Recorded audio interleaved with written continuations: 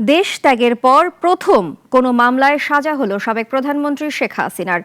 আদালত অবমাননার মামলায় আওয়ামী লীগ সভানেত্রীকে 6 মাসের কারাদণ্ড দিয়েছে আন্তর্জাতিক অপরাধ ট্রাইব্যুনাল। যেদিন তিনি গ্রেফতার হবেন সেদিন থেকে কার্যকর হবে সাজা। তোমরাও তালিকা করো, কারণ অন্তত 227 জনকে মারার লাইসেন্স পেয়ে গেছি। 227 জনকে মারার লাইসেন্স পেয়েছি। সামাজিক যোগাযোগ মাধ্যমে সাবেক প্রধানমন্ত্রী শেখ হাসিনার এমন ফোনালাপ ভাইরাল হয়।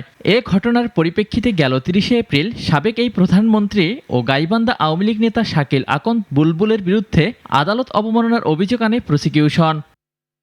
বক্তব্যটি যে শেখ হাসিনার তার ফরেনসিক প্রমাণ মিলে সিআইডির যাচাইয়ে। তবে বারবার ট্রাইব্যুনালে হাজির হয়ে ব্যাখ্যা দিতে বললেও পাত্তা দেননি তিনি।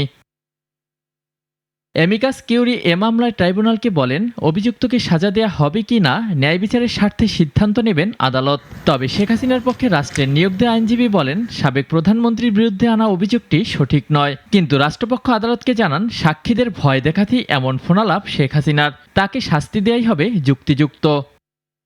পরে সবকিছু বিবেচনায় নিয়ে শেখ হাসিনাকে 6 মাসের কারাদণ্ড দেন বিচারক। যেদিন থেকে তিনি গ্রেপ্তার হবেন সেদিন থেকেই কার্যকর হবে এই সাজা, এমনটাও বলা হয় রায়ে। শেখ হাসিনাকে 6 মাসের বিনাশ্রম কারাদণ্ড এবং আসামি শাকিল আকন্দ বুলবুলকে 2 মাসের বিনাশ্রম কারাদণ্ডে দণ্ডিত করেছেন এবং এটাও নির্দেশ দিয়েছেন যেদিন তারা আত্মসমর্পণ করবেন অথবা পুলিশ কর্তৃক ধৃত হবেন তারপর থেকে এই সাজা কার্যকর হবে।